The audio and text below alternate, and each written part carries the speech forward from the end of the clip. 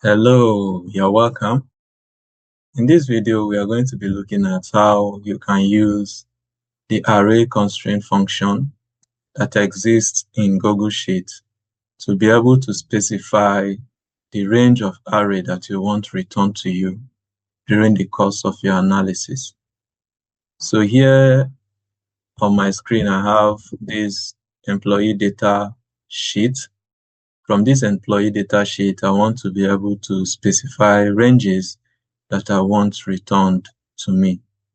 So we are going to use a basic example here to demonstrate this. So the first example is asking us to display only the first 5 rows and 3 columns of the employee data sheet. So what I will do is just enter my equal sign and then enter the name of the function, which is array constraint.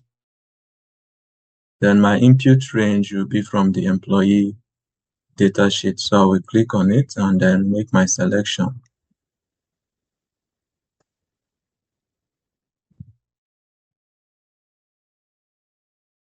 Now, you recall from what is required from us that we are required to provide the first 5 rows.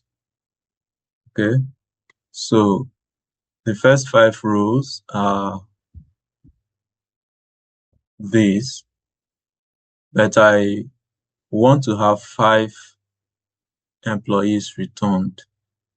Okay, so it means I am now having 6 rows, adding this header. Okay, so what I will do, since I want this header also to be displayed and make it easy for me to know what each is for, I will enter 6 here, and then the number of columns we will ask to return 3. So I will enter, and you can now see we have our employee ID, the first name and the last name. So here we have 5 rows, okay, and this is just acting as a header.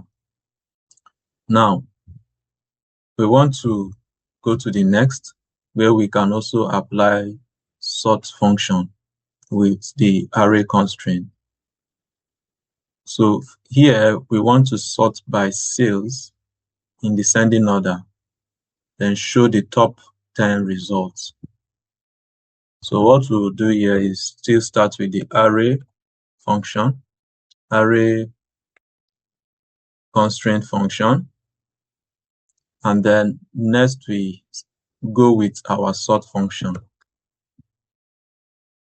So sort, and then we select the range from employee data.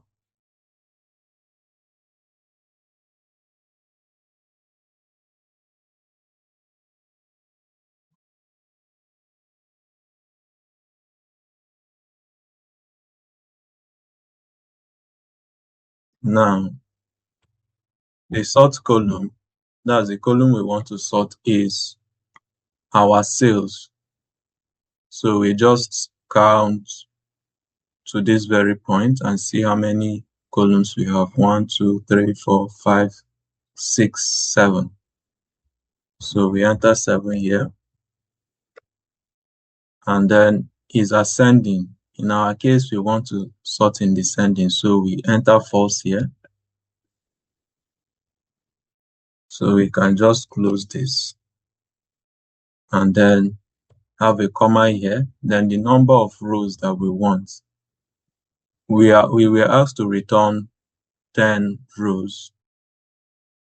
Now what we'll do is just to enter 10 here. What this means is that we are going to have 9 employees returned, since we want our header also returned. But if we want 10 employees returned, then we'll have 11 here. So let's just have 11 here. And then the number of columns. In our case, we want all the columns returned. So 1, 2, 3, 4, 5, 6, 7, 8, 9. So we return 9 and we enter. So here you can see that we have the sales, okay, in descending order, and we can see which employee helps us make the highest sales. So this is Ava and the country is India. We can also use this to get our top earners.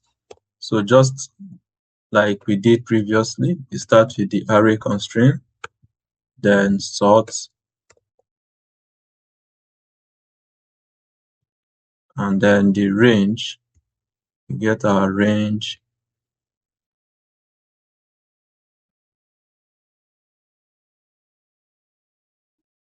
So this time around, we are sorting from the 6th column, since we want to see the highest earner. So we enter 6 here.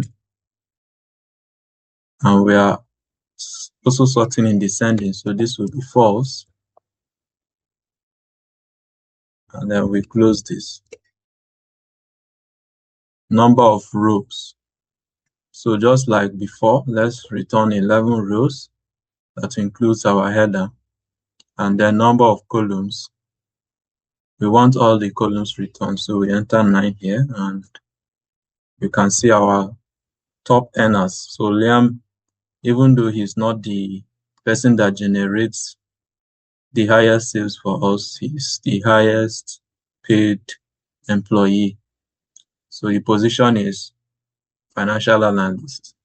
Okay, and this is just how we can use the array constraint function in Google Sheets to be able to return this kind of arrays effectively. I hope you've been able to find this video helpful. Please, if you have, kindly like, share, and subscribe to our channel.